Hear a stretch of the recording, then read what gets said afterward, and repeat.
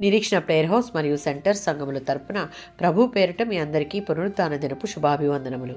ఈ దినపు దేవుని మాట యోహాను సువార్త 15వ అధ్యాయం 5వ వచనం. నాకు వేరుగా ఉండి మీరేమీ చేయలేరు. ద్రాక్షావల్లిని నేను, తీగలు మీరు. ఎవరైతే నాలో నిలిచి ఉంటారో, నేను ఎవరిలో నిలిచి ఉంటానో వారు సమృద్ధిగా ఫలిస్తారు అని చెప్తూనే నాకు వేరుగా ఉండి మీరేమీ చేయలేరు అని హెచ్చరిస్తూ ఉన్నాడు.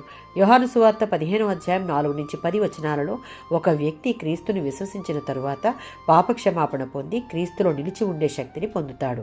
ఆయన యందు నిలిచి ఉండుటకు మన ఆలోచనలు, ఉద్దేశాలు, మన క్రియలను దేవునికి యోగ్యంగా ఉండుటకు వాక్యమును విడువక ధ్యానించాలి.